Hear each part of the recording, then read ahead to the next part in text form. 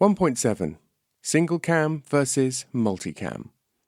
Something else you'll need to think about when you're creating your sitcom is whether it's going to be filmed in a studio in front of an audience, multicam, or shot entirely on location without an audience, single cam. Which should your show be? There's a trite answer to this. If you want to gamble and be rich, make your show a multicam if you can, but if you want to be respected and win awards, go single cam. Between 2005 and 2015, only 3 multicam shows won BAFTAs for Best Sitcom: Black Books, The IT Crowd, and Mrs. Brown's Boys. In the last 5 years at the British Comedy Awards, the only multicam sitcoms to even be nominated have been Miranda, Count Arthur Strong, and House of Fools. I have nothing against 2012, Rev, The Thick of It, Getting On, Peep Show, Moon Boy, Hunderby, Friday Night Dinner, et al. But the statistics suggest that if you want to win awards, make sure your sitcom is single cam. One could argue that hardly any studio sitcoms are being made anymore, hence the awards bias, and that may be true, but there's also a critic bias. Critics are invariably sneery and sniffy about multicam sitcoms and continue to be baffled and enraged by the very idea of a studio audience and hearing their laughter. There's a possible reason for that. The sound of laughter cuts them out of the loop. It's hard to say that's simply not funny when there's the sound of an audience falling about laughing, which is, I presume, why they often perpetuate the myth of canned, fake laughter. Only when a studio sitcom is deemed to be a runaway hit by the public will critics grudgingly accept it, as happened with Miranda, which opened to very mixed reviews, but ended up being a guilty pleasure, which just means pleasure, surely. Know your audience. The problem of being an aspiring writer or writer-performer is succumbing to the temptation of trying to write something that will impress your peers, win awards, and get good critical reception. The safest way to do that is to write a non-audience single-cam show.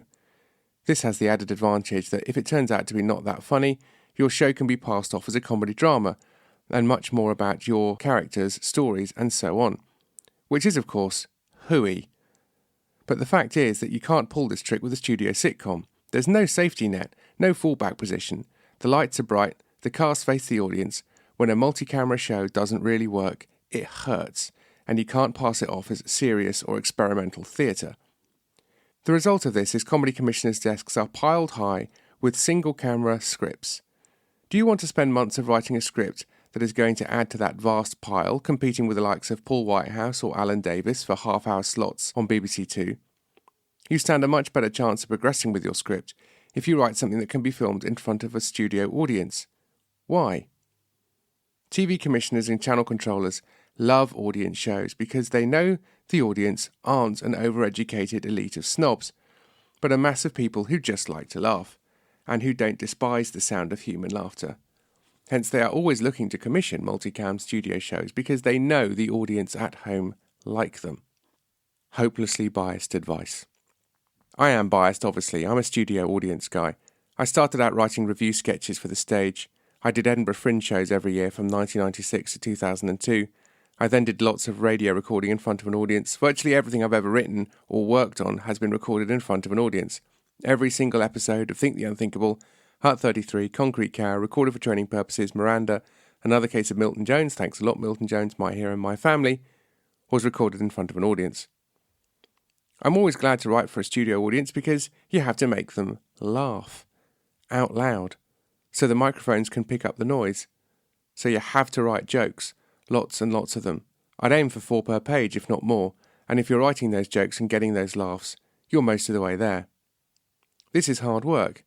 Incredibly hard work. Once you've plotted, outlined, written and rewritten your script, you have to go through it again and again, being absolutely brutal about every single line, beat and comma.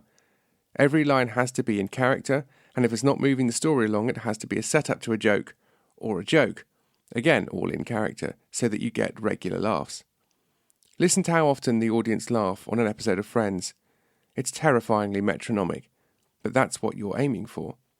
And the prospect of 250 or more total strangers filing in to watch your show on a cold November evening gets your mind working and your fingers tapping your keyboard.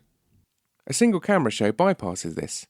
You don't have that terror driving you on to put jokes all over the place. The millions watching at home are miles and months away after a shoot and an edit. That's why I'm so impressed by the genuinely hilarious non-audience shows like Peep Show, The In-Betweeners, and The Thick of It in the UK, and Arrested Development, Modern Family, 30 Rock and Parks and Rec in the US. They managed to make their shows so funny without that discipline of a studio audience. That takes slavish commitment. Conversely, I'm rarely surprised when a single camera show isn't very funny at all. And I don't mean that to be dismissive or mean-spirited.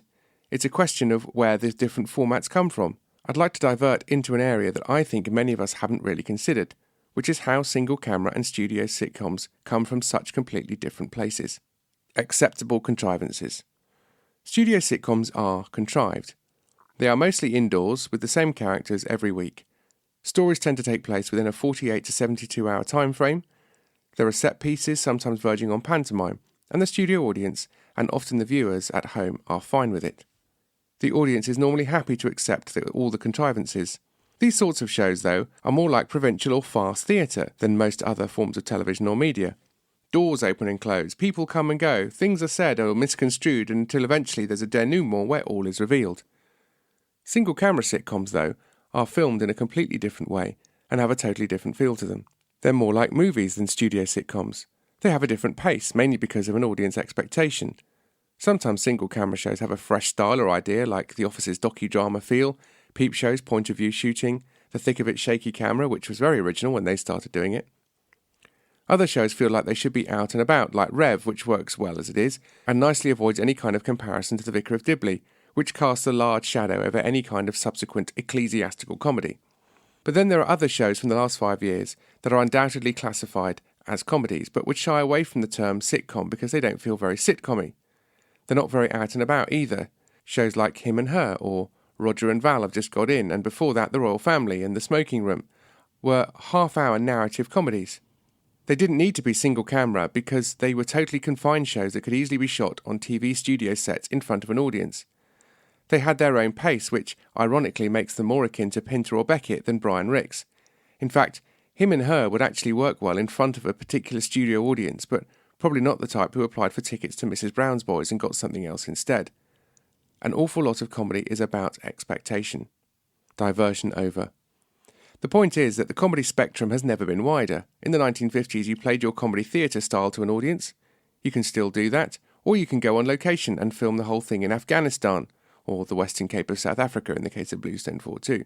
Or you could do something that could play to a studio, but not in a traditional sense. It's up to you, but it's worth having a sense of this before you start writing your show, even if you end up changing it once it develops. But previous advice still stands. Think big. Big characters work well in a studio. Big worlds work well on location. Big ideas that matter and last, can work anywhere. It's up to you, partly, to work out where.